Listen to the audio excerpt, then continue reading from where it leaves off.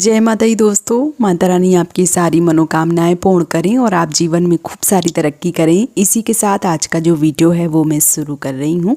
दोस्तों आज के वीडियो में मैं बात करने वाली हूँ नवरात्रि के बारे में। जैसे कि आप सबको पता है कि आने वाली 30 मार्च से चैत्र नवरात्रि जो है वो प्रारंभ हो जाएंगी। ऐसे में बहुत सारी बहनें व्रत रखती हैं, पूजन करती हैं, कलश की स्थापना करती हैं, जवारे इत्यादि बोती हैं और फिर मासिक धर्म या पीरियड से वो गुजरने लग जाती हैं। फिर उनको समझ में नहीं आता है कि जो कलश है उसका हम क्या करें या जो जवारे हैं उसके हम क्या करें, माता रानी का जो अखंड दीपक जल रहा है उसका क्या करें। बहुत सारी चीज़ें उनके दिमाग में चलती रहती हैं, समझ में नहीं आता है। तो आज का वीडियो अगर ध्यान से सुनेंगे तो आपको कहीं और जानकारी लेने की ज़रूरत नहीं पड़ेगी। इस वीडियो से ही आपको संपूर्ण जानकारी मिल जाएगी और आप पूरे नियम से, पूरे भक्ति भाव से नवरात्रि का जो व्रत है वो कर पाएंगी। देखिए पहली बात तो ये कि जो नवरात्रि हैं वो शुरू हो रही हैं आपकी 30 मार्च से, ख़त्म हो रही हैं 7 तारीख को, 7 अप्रैल को। तो ऐसे में अगर आप 30 तारीख से 7 तारीख के बीच में अगर आप मासिक धर्म या पीरियड से गुजरने वाले हैं तो फिर आप सिंपल सादी पूजा करें। फिर आप किसी भी तरीके की कोई कलश की स्थापना ना करें, अखंड ज्योति न जलाएं और ना ही जवारे बोएं। ऐसा आप बिल्कुल भी ना करें।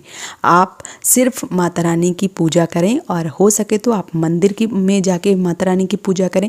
अगर मंदिर नहीं जा सकते हैं तो घर पे ही आपसे जितना हो सकता है, मान लीजिए कि आपके पास विग्रह है माता रानी की, पीतल की मूर्ति है, तो आप उनको स्नान करवाइए जब तक आप साफ स्वच्छ रहती हैं और उनकी विधिवत रूप से पूजा अर्चना कीजिए।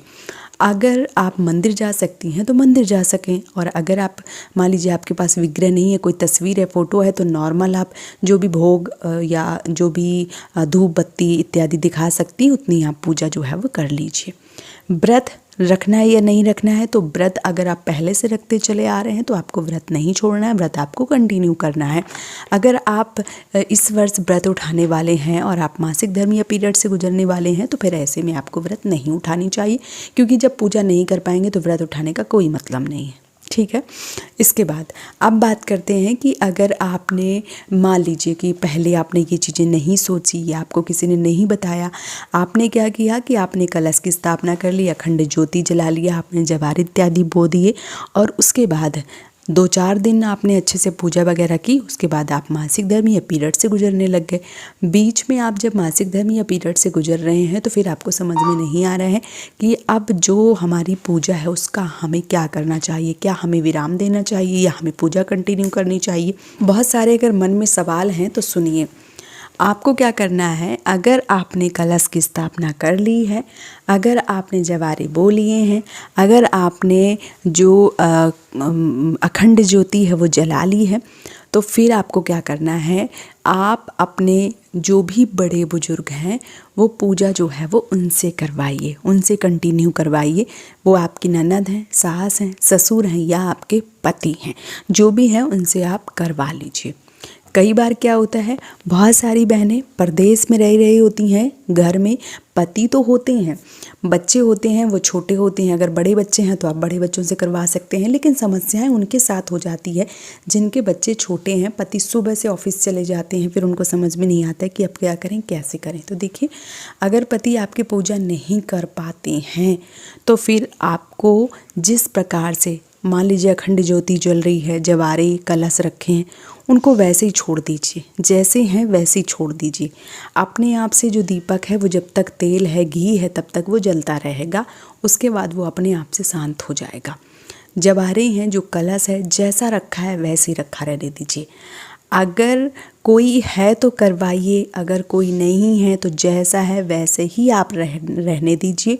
फिर जब मान लीजिए कि आप साफ स्वच्छ हो जाती हैं तब आपको उनको अच्छे से हटा देना चाहिए और पूजा इत्यादि जो है वो कर देनी चाहिए। अगर आपके घर में कोई नहीं है तो अगर कहीं से भी कोई भी मदद कर सकता है तो आप उनसे मदद लीजिए और अपनी पूजा को कंटिन्यू करवाइए। अगर आपको कहीं से भी कोई भी मदद नहीं मिल पा रही है तब ऐसी अवस्था में आपको जो दीपक है, जो कलश है या जो आपका अखंड दीपक है और जो आपके जवारे इत्यादि हैं वो सब वैसे ही आपको छोड़ देना है।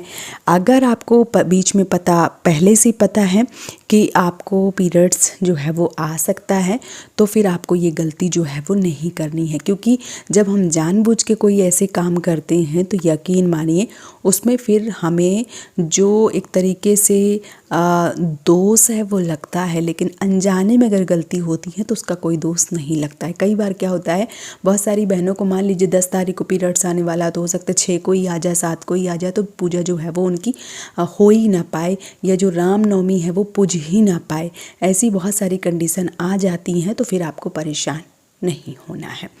तो पीरियड्स के बारे में ये जानकारी आप सबको कैसी लगी है, आप हमें कमेंट बॉक्स में ज़रूर बताइए।